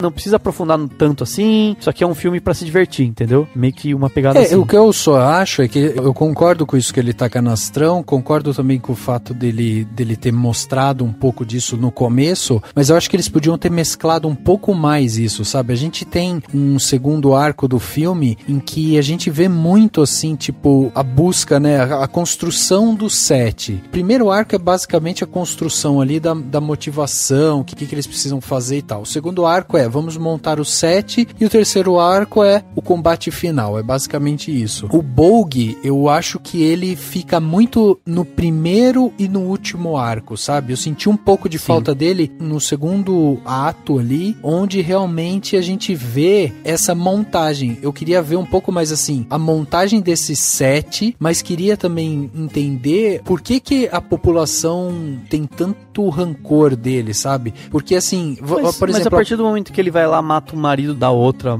deixa claro que ele tá querendo expulsar todo mundo, chega pra cidade e fala, vai embora daqui e tal, eu vou dar uma moedinha aqui pra sua terra e foda-se, ou então eu vou matar todo mundo. Pra mim isso já é motivo, porque a essência do filme é meio que a essência do faroeste mesmo, tipo, eu vim pra essa terra pra fazer a minha vida aqui, pra ser feliz aqui. Mas eu acho que falta, dentro dessa parte canastrona dele, pra mim faltou um pouco mais dessa maldade, sabe? O fato dele ele pegou a arma e matou o marido da mulher. E foi a única morte que ele realizou ali. O resto é tudo capanga. Sim, mas tudo bem. Ele entende que é uma ameaça. O líder, Rafa, ele não necessariamente o vilão, ele talvez não seja o cara que suja as próprias mãos. Sim, é aquele que impõe o medo, impõe o temor, né, dos outros, e que os capangas morreriam por ele. Então, mas tanto o que eu tô falando é assim, é o ver a sujeira, sabe, quando eles estão nas minas. Quando a câmera vai pras minas, e aí os 7 chegam nas minas e vão liberar lá os escravos e tal, a gente vê que tem escravo que tava preso, a gente vê escravo que tava machucado. Era tipo o trabalhador das minas, que era um trabalhador forçado. Que estavam sendo escravizados ali. Mas a gente vê esse tipo de coisa assim, a gente já vê a consequência disso. O que eu falo é que eu sinto falta de ver ele realizando isso, sabe? Ele sendo mais maldoso com isso. Mas eu acho que ia fugir um pouco daí, porque a ideia é mostrar mais aquele vilarejo, né? Talvez nem precisasse ter mostrado os caras na mina. Exatamente. Ao invés de ter mostrado mais dele, talvez pudesse não ter mostrado mais dele nisso e não ter eles liberando os caras da mina. Ter sido assim, ó, assim que ficar subentendido, assim que ele tomar a cidade, ele vai lá explorar a mina. Mas sei lá, é o que eu pensei só pra facilitar, até pra não ficar um filme muito grande. Não é questão de grande, eu acho que é a proposta do filme. Qual que é a ideia? É que você tem o vilarejo e ele sofre uma ameaça. Então, tipo, é o nome, é uma ameaça. Eles estão morrendo de medo de que algo muito ruim aconteça, entendeu? Porque o vilarejo está ameaçado. Por isso que eles vão atrás de gente pra proteger. Acaba acontecendo o recrutamento desses 7 homens, né? O tanto que o final comprova o quanto ele é um desgraçado de vilão. Porque ele fica paradinho lá, todo mundo descendo, todo mundo morrendo, todo mundo se fudendo, e ele lá, de boa. Aí depois ele ainda tem uma metralhadora, que mostra, tipo, todo o poder. E ele tá, tipo, super frio, matando todo mundo. E ele tá, tipo, de uma certa forma, é como se ele tivesse se divertindo. Tipo, eu sei que eu vou ganhar isso aqui, esses meus homens aqui vão morrer, não vão fazer falta, e foda-se, vou lançar essa metralhadora na parte final, tipo, se eu não conseguir matar antes e tal. E é o que acontece. Então eu acho que isso já prova essa vilania dele, entendeu? Então o antes é basicamente mais importante do que o vilão, é a ameaça que ele representa e o quanto aquele vilarejo precisa do 7 pra proteger esse vilarejo. Isso. Mas ainda, o quanto esses 7, foras da lei, de uma certa forma, não sei, não estão encontrando muito sentido na vida, e lá eles, sabe assim, não é uma coisa tão profunda, mas é como se lá eles encontram algo pelo qual lutar, pelo qual vale a pena, entendeu? Ou até uma forma de redenção, muitas vezes. O que eu achei ruim, né, uma coisa que me chamou bastante a atenção desse filme, pra pior em comparação ao antigo, é que eu não fiquei com pena, eu não me senti sensibilizado pela população do vilarejo. Por quê? No filme lá de 1960, eram os coitadinhos dos mexicanos, com carinha de coitado, que você via os caras, a hora que chega os 7, eles estão tudo escondidos, eles têm que tocar o sino, ô seus covardes, venham aqui receber. Nesse filme, tanto eu quanto o meu primo que assistiu, falou assim, pô, no vilarejo é dito que é um vilarejo de fazendeiro. Eu não vi uma enxada. Isso, é isso que eu acho que faltou pra essa parte do vilão, que era um vilarejo, entendeu? De covardes. Isso. Mas eram pessoas, não eram assim, meros trabalhadores da roça que não sabia pegar num revólver, entendeu? Sim, não, parecia que eram galera assim, meio covardão e tal. Isso tinha que ser melhor explorado. Pra você falar, nossa, coitadinho deles. Não, tem que salvar os caras, meu. Exato. Então, por isso que eu tô falando, que eu acho que aí você entrou num ponto que pra mim é o perfeito, que eu acho que é a grande falha do filme. E aí eu acho que tá vinculado a esse vilão. Porque como que você vai sentir que esse povo tá sendo maltratado? Como que você vai sentir que realmente os 7 precisam se unir pra salvar esse vilarejo, se o vilão não faz alguma coisa ali, sabe, que você olha e fala, caraca, olha o que ele fez com esse vilarejo, olha como os caras estão destroçados ali, entendeu? Por isso que eu falei, se vai pra mina e tá mostrando os caras que estão presos lá, então mostra, tipo, os capangas dando surra no cara e jogando o cara pra dentro da cela. Se os caras estão falando que ele tá indo lá e tá extorquindo a cidade, então mostra eles passando fome, mostra esses figurantes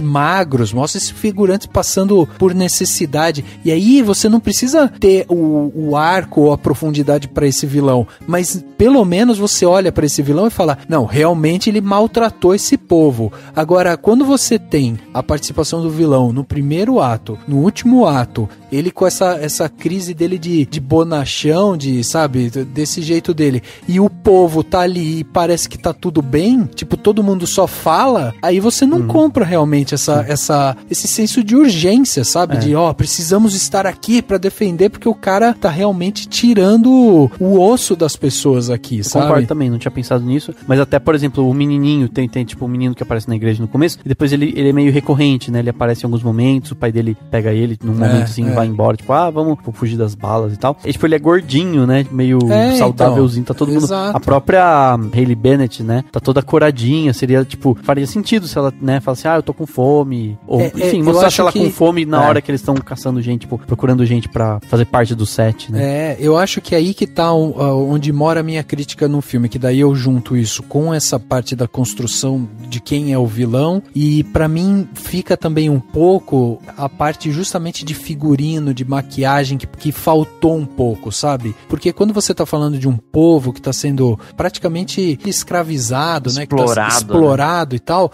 você quer ver a hora que eles vão falar, você precisa sentir essa falta, sabe? Você precisa sentir exatamente essa pobreza que tá englobando eles ali. Então, o que faltou foi, tipo, a maquiagem das pessoas estarem mais sujas, sabe? Aquelas maquiagens que eles fazem que o dente fica mais podre, assim, entendeu? Vários detalhes que às vezes passam um pouco por isso. Isso no sentido, assim, de, pô, se eles fizessem isso, eles pelo menos passariam pra gente esse senso de urgência de que a cidade tá esvaindo, tá sendo destruída, tá acabando, entendeu? Então, ou você investe ali nessa parte de maquiagem, figurino, e traz realmente esse ambiente quase que catastrófico ali, ou você precisa realmente bater mais forte no que é esse vilão e como que ele tá explorando essa cidade. Então eu acho que esse é o maior problema do filme. Agora, uma das coisas que eu acho que é uma alegria do filme, como ele consegue trazer pra gente de novo o ambiente de faroeste clássico, né? Ele passa por isso. Você tem ali, por exemplo, as cenas de tiroteio, né, as cenas de ação, elas são muito bem coreografadas e eu senti que o Fuqua, ele teve realmente um timing muito bom de faroeste mesmo. Aquele momento em que fica aquele silêncio, sem música, e fica aquele momento que você só fica esperando, cara, alguém vai puxar a arma e vai dar um tiro. E às vezes nem precisa acontecer, mas é esse momento pré-combate que gera toda aquela tensão, sabe? E eu acho que nisso esse filme ele vai muito bem, assim, ele te revive aquela sensação daquele faroeste clássico do tipo, putz, vai ter um duelo, alguém vai morrer. A própria primeira vez que o Denzel Washington aparece, que é o famoso câmera no pé, vai subindo, né?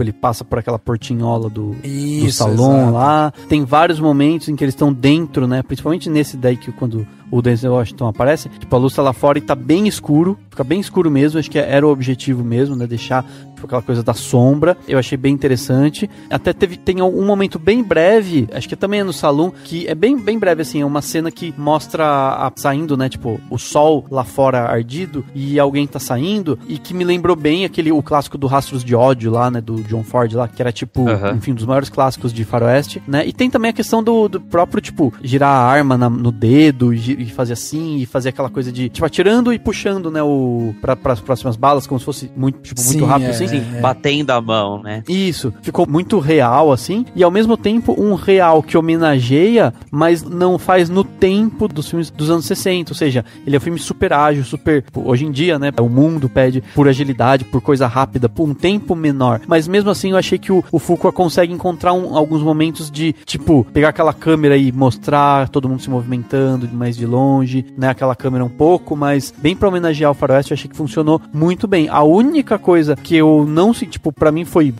normal e poderia ter sido caprichada, foi a trilha sonora. A trilha sonora podia ter lembrado um faroeste, ela não me lembrou em momento nenhum. Ela é tipo, ok, tipo, não tô falando que ela foi ruim, não sei nem a trilha clássica no final que meio que marcante, fecha, né? No final tem trilha clássica, mas tipo, no meio podia ter alguma coisa, nem que fosse um toque, nem que fosse tipo, o Denzel Washington aparecendo e aquele, sabe assim, aquele... Então, o grande momento, assim, toquezinho. O grande ápice da trilha é a trilha clássica no final, né? Porque não é... A gente pode até citar aqui, por exemplo, o novo Star Wars, que reviveu, de alguma maneira, a trilha antiga, né? Tipo, tem o novo Star Wars tem, tipo, sei lá, 2 segundos de acorde da música tema do Darth Vader quando aparece o Darth Vader. É uma coisa mínima, mas que funciona. Mas você reconhece, né? Você reconhece e ela tá lá. Esse não faltou um pouco disso, mas de resto eu achei que o Fuqua teve boas escolhas, assim. Town in peril.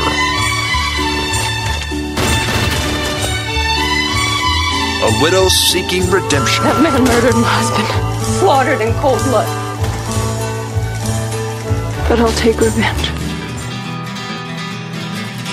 Em termos de direção, eu acho que o Fuqua, ele faz o feijão com arroz, assim, não existe nada muito glamuroso e eu acho que ele acerta realmente a mão quando ele consegue ter o timing do faroeste. Eu senti um pouco de falta, mas isso é uma coisa que talvez a gente não vá ver o Fuqua fazendo e talvez a gente visse de algum outro diretor que goste mais de brincar com a câmera, né? Eu senti um pouco de falta do que eram aqueles travelings antigos, daqueles velhos clássicos clássicos do Sérgio Leone, né, que são clássicos do faroeste mesmo, que antigamente, quando você ia assistir um filme de faroeste, eles precisavam trabalhar muito com plano sequência, traveling e tal, que dava realmente a continuidade da cena, até porque na época você não podia fazer tantos cortes como tem hoje, né, pra fazer as montagens. Na verdade, até podia fazer tantos cortes, mas não se fazia. Era mais trabalhoso. Não, mas né? tipo, não se fazia porque não se pedia por isso. Hoje em dia é o contrário.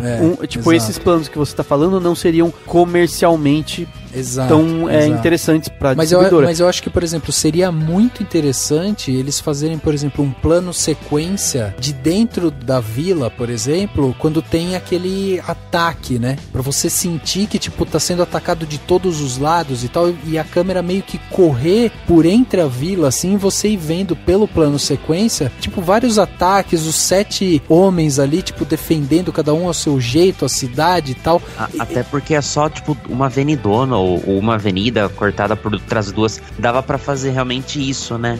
Então, eu acho que, tipo, esse tipo de brincadeira de direção enriqueceria o filme no sentido de te levar pra dentro da experiência do faroeste, sabe? Pra te mostrar um pouco mais do que era realmente essa guerra, né? Essa briga ali dentro e tal, dentro desse mundo. Que foi um pouco do que a gente viu, inclusive, no Regresso, né? Com Leonardo DiCaprio, aquela primeira sequência, quando eles têm aquela guerra, quando os índios atacam ali e tal, que você tem meio que um plano sequência ali também, que você vai vendo vários ataques por vários ângulos e tal. Então eu sinto um pouco disso, assim, eu sinto na verdade um pouco de falta de audácia do Fuqua em querer me mostrar alguma coisa a mais, sabe? Um ponto de vista diferente. Eu acho que ele trabalha bem, ele é um bom diretor, mas a mão forte do Fuqua é ser regular e saber ter esses timings certos da ação. Mas entendeu? O Fuqua, ele, tipo, isso é uma coisa meio preciosista, não sei se é a palavra certa. Por exemplo, um Tarantino faria de boa, e ele fez no Oito Odiados, tipo, sei lá, 3 minutos de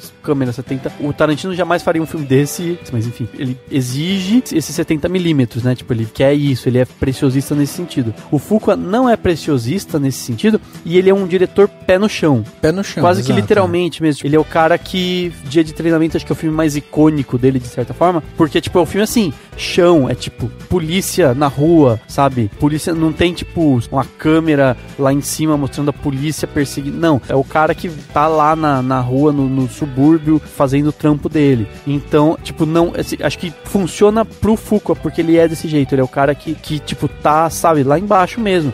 E eu achei interessante que ele conseguiu fazer a ação e deixar a gente muito ciente de tudo que tá acontecendo. Sim. Você entende onde estão as casas, você entende como que tá posicionada a igreja, como que eles estão atirando, como que eles estão defendendo a cidade, onde que o vilão tá e onde que tá a metralhadora. Então você vai entendendo tudo sem ele necessariamente precisar fazer um George Miller de subir a câmera e, nossa, vou te mostrar aqui, ó, o mapa da cidade. Não precisa. Ele consegue fazer isso bem só com o corte certo, com a montagem certa e com o plano certo. Mas realmente sem fazer nada mirabolante. É o tradicional. Nesse sentido, às vezes ele acaba perdendo um pouco dessa imersão da pessoa na história, né? Porque como você tem realmente esse mapeamento sem ser um mapeamento, né? Quer dizer, você sabe exatamente onde as coisas estão acontecendo e tal, você percebe ali que já tá tudo meio controlado, que, sabe, o cara tá na ponta, o outro tá na outra ali e tal. Então você não fica ali no meio daquela angústia, sabe? Você não tem, sabe, aquele nervosismo do ataque, da pressão ali e tal. Então eu acho que isso é uma coisa assim, que é uma vantagem dele, mas ao mesmo tempo pode ser uma desvantagem, né? Em termos de atuação, a gente falou um pouco do Vincent D'Onofrio, e pra mim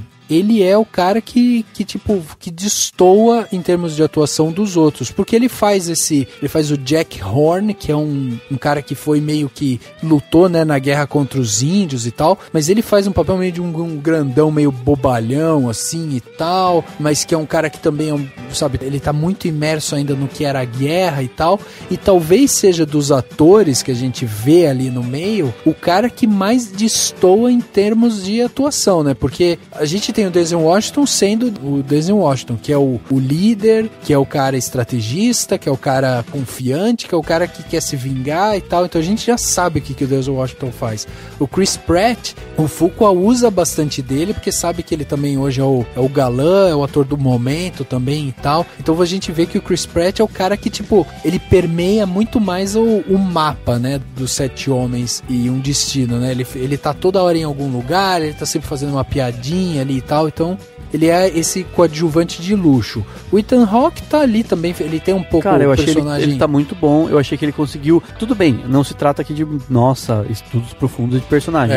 Ele consegue passar, na medida certa, o que é o personagem dele. Tipo, é um cara que guerreou demais, tem algum trauma e tal, tanto que ele... É como se ele tivesse cansado de matar, que eu acho que é um pouco também do que o Vincent D'Onofrio passa. Violência, né? O Vincent D'Onofrio também é um pouco assim, eu acredito. O personagem dele é como se fosse do tipo, mataram a minha família, né? Tipo, todos eles, na verdade, né? Tipo, são uns caras totalmente sofreram demais com toda a violência, mas ele é tipo, mataram a minha família e eu quero achar alguma redenção pra encontrar paz. O Ethan Hawke não tanto, mas ele é muito do tipo, tô cansado de violência e quero ir embora daqui. Além disso, ele e o Byung-Hun Lee, eles fazem uma parceria muito boa. Você percebe que eles são brothers, tipo, os caras que estão juntos, entendeu? Sim, que eles são muito amigos e tal, você sente isso, principalmente naquele diálogo que eles têm um pouco antes, né, do tiroteio lá da metralhadora, lá em cima da igreja. Eu achei que nesse sentido, o trabalho com atores foi bom, assim, ainda mais considerando que é um filme de ação e tal, o foco não é tanto esse e tal, eu achei que foi muito bom. Tirando aquela parte que eu tinha comentado da questão da etnia,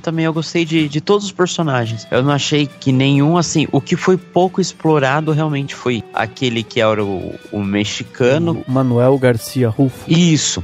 Ele e o próprio indígena, né? O Martin Sindmeyer, que faz Mas ainda foi legal até que teve um embate daí, que no grupo do Bolg tinha também um cara mais velho, também indígena, e eles acabam lutando. Ficou interessante isso. E ele meio que, tipo, tá lá pra salvar a menina, né? Que tá a Hayley. Que já tá encurralada. Que já tá meio que, né? Não tem como escapar disso, tá sem bala, até sem munição, e ele consegue realmente dar uma aprofundada. O próprio personagem do Garcia Rulfo, né, ele consegue passar um pouco, né, de quem ele é, né, tipo, entende um pouco qual que é a dele, qual que é a conduta ética, né, a ética dele, a conduta própria dele, mas eu acho que faltou um pouco, assim, faltou um pouco mais de tempo deles pra gente entender melhor, mas também não é nada que você fale, meu Deus, precisou desenvolver. Não, pra mim, assim, tá ok. Você sabe que uma curiosidade é que o Wagner Moura, ele chegou a ser escalado pra interpretar o Vasquez, né? Só que daí ele saiu porque ele foi contratado no final pela Netflix pra viver o Pablo Escobar. Ele resolveu virar o Pablo Escobar e não o Vasquez. E eu falar mal do sotaque dele do mesmo jeito, né? Não, porque ele ia estar falando inglês, né? Com sotaque espanhol, então não ia ter tanto problema, né? Sei lá. Mas uma coisa legal que tem no filme, que além de frases icônicas entre um e outro, tem cenas, né, icônicas. Por exemplo, no antigo tem aquele personagem que ele era o atirador, eu acho que era o Brit, se eu não me engano. Ele tinha uma faca, ele tinha um canivete. E nesse filme, eles aproveitam as habilidades do Byung-Hun Lee, né? E não só as habilidades dele como pessoa, mas como tenha essa coisa do oriental das artes marciais, né? E ele tem aquele lâmina lá no cabelo, e é basicamente a mesma cena. Ele tá fazendo tipo uma competição, a galera assistindo, aí ele ganha, aí o outro cara fica desafiando, ele pega e prova que a faca foi mais rápida que a bala, né? Isso daí eu achei super legal, assim, essa referência. Eu achei, pô, que bacana. Então, uma outra coisa, uma singularidade muito interessante, talvez seja no valor das coisas, né? Em como entender o valor do dinheiro. No filme de 60, o personagem principal, ele vai oferecendo para cada um dos membros o valor de 20 peças de ouro, que eram 20 moedas ou 20 peças de ouro. Eu acho que era 20 moedas, que é o quanto ele fala que tinha disponível para pagar. E nesse novo filme, esse valor de 20 peças de ouro é o quanto o Bolg, que é o vilão, oferece, acho que por cada metro de terra ou alguma coisa assim. Ou seja, é um valor muito pequeno que ele quer pagar pela terra do povo. Então ele tá literalmente expulsando sem pagar nada. Uhum. A gente percebe de uma certa forma, dentro dos personagens, que tem um escalão, né, de personagens. Eu não sei se vocês concordam com isso, mas a gente pode dizer assim, que no escalão mais baixo, ou menos importante ali, a gente tem o índio e o mexicano, que seriam dois personagens que são menos desenvolvidos. Aí depois você tem ali, numa parte intermediária, você tem o Jack Horner, o próprio Billy Rocks, que é o japonês de artes marciais. E você tem também o brigando ali, mais ou menos também, o Good Night, que é o do Ethan Hawke, seria esse intermediário. E aí no topo a gente vai ter o Josh Faraday, que é o Chris Pratt, e a gente teria o Sam Shilson, que é o Denzel Washington, né? Eu acho que o Ethan Hawke estaria mais pra eles, eu acho. Pra esse top, né? E tem também, acho que no segundo escalão, vamos assim, junto com o Jack Horner e o Billy Horner e o Billy Rock, estaria a mocinha. A Emma, né? A Emma. Tipo, ela entraria aí e tal. Até teve um momento que, na hora que o Ethan Hawke, né, o Good Night, né, fala que vai embora e realmente vai embora a princípio, eu até pensei assim, nossa, quer ver que ele não volta, os Magnificent Seven vão ser a mulher, né? Eu também pensei isso, pensei exatamente isso. Eu pensei nisso, no fim das contas ele volta, mas eu acho que também é uma forma de dizer assim, né, tipo, podia ser e tal. Aliás, acabei de viajar, tipo, já que teve as Caça-Fantasmas, imagina se fizessem 7 mulheres as magníficas. E um destino. Não, em inglês seria o mesmo, né? Mas, tipo, ficaria 7 mulheres e um destino e tal. Aí entraria a questão, né? Tipo, a gente falou no começo desse podcast, estava falando do como um personagem negro, e isso não foi discutido no roteiro do filme. Se você fizesse vamos supor, né? Se alguém tivesse a ideia de falar, não, vamos fazer com mulheres. Seriam cowgirls defendendo um vilarejo. Seria possível, e dificilmente também se colocariam ele questionando isso, entendeu? E faria sentido, tipo, dentro do roteiro, dentro da estrutura, faria sentido. Por quê? Porque, tipo, o que importa é a história. São 7 pessoas protegendo um vilarejo, entendeu? Mas você sabe que tem uma coisa, até você estava falando da personagem, né, da Emma. Eu acho que tem uma coisa aí que eu falei assim, né, que o D'Onofrio, ele é um dos... Pra mim, entre os 7, ele é o que mais se destaca. Podemos colocar ele junto, realmente, com o Ethan Hawke ali e tal, mas são os dois que se destacam dentro desses 7. Mas eu acho que o grande destaque do filme é realmente a Halle Bennett, porque, assim, ela é a que tem a maior carga dramática ali, né? Ela perde o marido, ela tem até um medo ali naquele momento de ser estuprada, inclusive, né? Quando tem aquele momento ali, quando ela tá ali com o Sam e ele encontra o mexicano ali e tal, que ela fica no chão ali, e ela fica, não fica nem olhando pra mim desse jeito e tal. Você percebe que ela passa por vários momentos ali de tensão, e ela manda muito bem, cara. Ela tem um peso, os olhos marejados, sabe? Você percebe como ela tá sentindo aquela situação, como ela tá realmente envolvida com aquilo. Você sente o ódio dela, você sente a tristeza dela, passa por tudo isso, né? Então eu acho que isso é uma coisa bem interessante, assim, da gente ver como essa atriz, ela se revela nesse filme, porque é basicamente a única peça feminina que a gente tem ali, né? Tem um pouco de interação com aquela que é uma viúva também, né? Que ela tem um bebezinho de colo e tal, mas é muito pouco,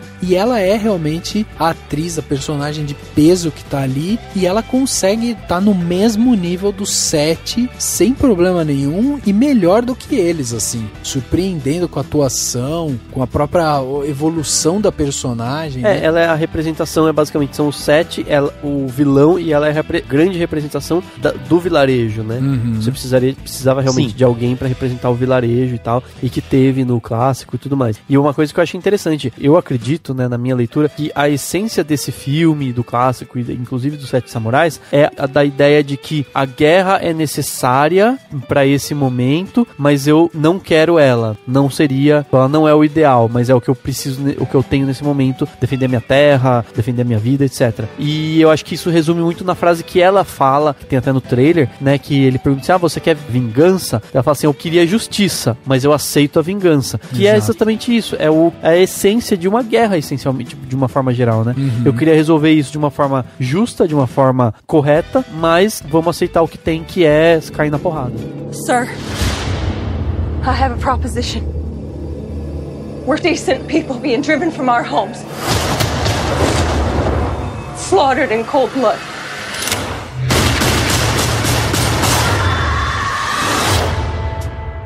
So you seek revenge? I seek righteousness.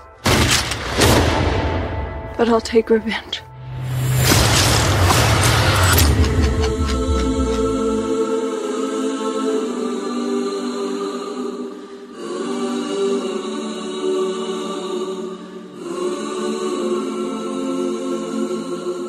Então vamos aqui das nossas notas para classificar o filme, carimbar aquela nota bonita do Cinemação, né? Aquela nota reluzente, aquela nota de ouro, aquela nota que só o Cinemação dá para os filmes, que é aquela mescla de todas as notas e o final, aquele carimbo bonito que a gente vai dar. Então vamos começar aqui com o Henrique, que foi o cara que viu o clássico, correu pro cinema, viu o atual e saiu falando: eu adoro Sete Samurais.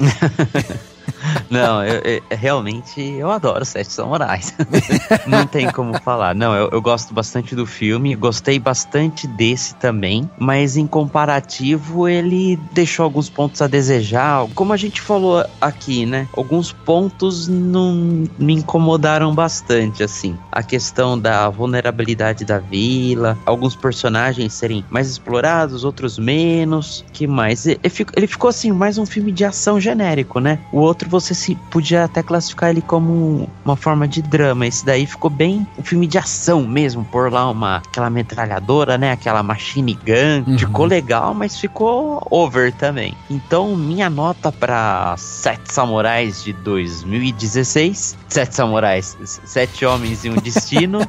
Olha, eu falando, pensei também no Sete Samurais, que eu também daria uma nota muito boa, mas pro remake eu vou dar 3 claquetes. 3 claquetes, olha aí, tá bom, hein? Um pouquinho acima da média. Exatamente. Tá aí, tá uma boa nota. E o Dani agora vai completar com a sua nota, né, Dani? Sim. Você também tem uma nota bem... Dani 2016 positivo. Eu não espero mais do Dani, nota abaixo de 2,5. Eu não espero mais. O Dani pra mim é sempre... Mas teve uma crítica que eu publiquei que todo mundo assustou, né? Mas vocês vão ver o filme, vocês vão ver o que é a coisa. Olha aí. Fica um convite para ir no cinemação.com e descobrir qual é a nota crítica. Que eu dei, qual é o filme que eu dei nota baixa. Exatamente. Então, seguinte, eu gostei muito do filme. Eu acho que ele faz bem o que se propõe, que é tipo homenagear um clássico. Eu acho até difícil explicar em palavras, mas assim, é diferente você ver um remake ou um filme que faz algum clássico e que faz com pobreza, né? Que tipo, parece que é só pra pegar, né? Captar moedinhas, captar bilheteria e tal. Esse, óbvio que a gente sabe que ele foi feito pra ter bilheteria, né? Ninguém faz filme pra ninguém ver. Mas eu gostei muito dele porque eu achei que o Fuqua teve o estilo dele, conseguiu homenagear bem o clássico, conseguiu trazer os elementos de western que, querendo ou não, hoje acontecem com muita... Hoje não, né? Mas já faz um tempo. Acontecem muito de vez em quando, não é um gênero tão frequente no cinema. Ele conseguiu fazer isso bem, conseguiu fazer funcionar como um filme diferente, né? Um filme de ação. A história tem muita diferença, né? Tem muita coisa diferente. Ele representa o próprio tempo de várias maneiras, pela história, pelo roteiro, pelos personagens. Enfim, é um filme de ação muito eficiente e que faz isso, essa coisa que o Fuqua tem de ser mais pé no chão. Então, por ter gostado muito e simplesmente por ter algumas falhas, óbvio, que a gente comentou aqui, a questão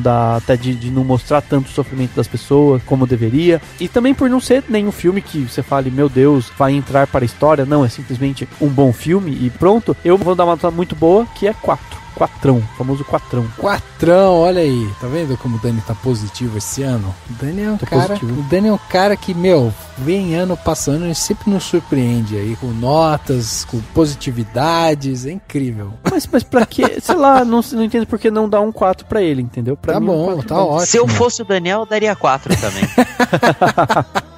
Exatamente. Eu vou seguir aqui o relator Henrique Risato e vou dar também nota 3 pro filme. Eu acho que ele é um filme divertido de você assistir, mas ele tá longe de ser um filme brilhante ou melhor western que a gente teve aí nos últimos anos e tal. Muito longe disso. Já falei aqui, né, que meu maior problema é realmente com o figurino, o vilão, a trilha, né? Eu acho que esses são os grandes problemas do filme, assim, que eu acho que precisariam ser trabalhados mais. mais. Apesar de eu sentir falta de algumas coisas, de ser surpreendido pelo Fuqua, eu entendo assim o que o Fuqua quer mostrar, entendo o tipo de filmagem dele, o tipo de história que ele quer narrar. Então assim, dá pra entender o que ele quer, mas não é o meu diretor favorito, assim. Eu acho que o Fuqua, ele já me mostrou outras coisas mais interessantes, sabe? Mas eu acho que ele faz o feijão com arroz, trabalha bem, o filme é consistente, não tem nada assim que você fala, puta, é um absurdo completo isso e tal. Não, é um filme que tá ali na média, né? Então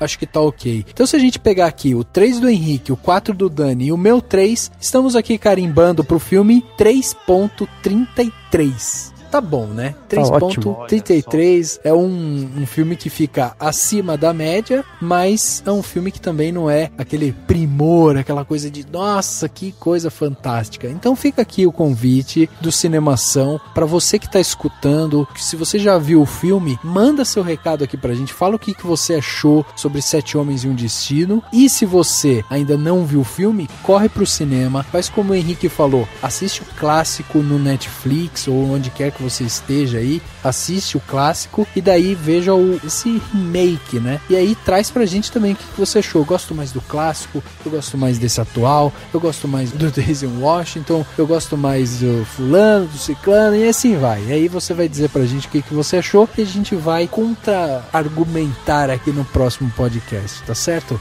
Vai lá então e assiste Sete Homens e um Destino.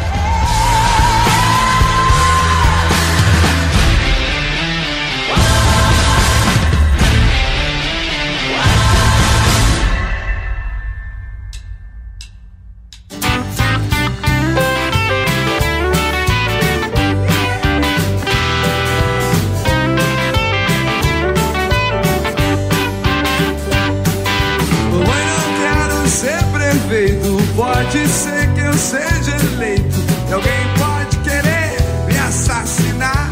Chegando ao final de mais um podcast, agora o podcast Cinemação número 199. Olha aí, chegamos ao tão esperado 199, que é aquele um passo pro 200. E no 200 tem podcast especial? Tem, lógico que especial. Tinha que ter podcast especial? Tinha. Vai ter. É só esperar? É só esperar. É isso aí, o Dani confirmou tudo que você estava na expectativa, o Dani confirmou agora, então fica aí o nosso convite para você nos acompanhar no podcast 200, a gente está preparando um conteúdo especial para vocês e um conteúdo que com certeza vai trazer algo novo, né? Vai trazer algo que a gente quer que traga um novo frescor, um novo olhar pro cinema, olha aí. Uma coisa... vai ser profundo, vai ser muito legal, então fica esperto, assina o feed, curte, segue no SoundCloud, segue onde quer que você esteja, vai seguindo, porque realmente o papo vai ser muito bom. Queria agradecer aqui a presença do nosso querido Henrique Risato, o membro mais antigo, mais velho, mais acabado do cinema. É o membro do trio Parada Dura do Cinemação. É isso aí. E o nosso Superman do Superação, né? Também, viu só? Ainda bem que você falou Superman, não falou Mulher Maravilha, essas coisas. Rafa, valeu aí pelo convite, Dani, e vamos ver se eu apareço no 200 aí pra comer um pedaço de bolo. Opa, com certeza. Você e mais um monte de gente vai aparecer. Uhul. Vai ser o 200, vai ser o Magnificent 13. Alguma coisa do tipo. Não calculei direito, mas deve ser isso. Mas é isso aí, valeu Henrique, valeu Rafa, valeu todo mundo e vamos se preparar pra Bang Bangs no cinema, que é sempre bom. E é isso aí, até semana que vem. O podcast Cinemação número 199 fica por aqui e a gente se vê no próximo.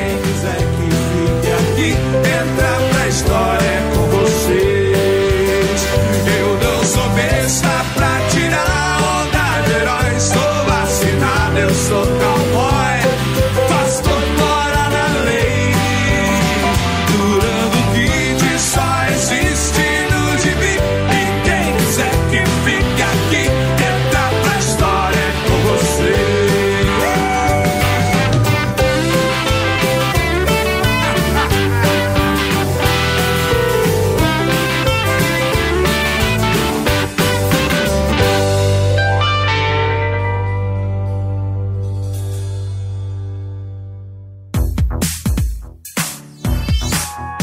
podcast foi editado pela Isso Aí Design.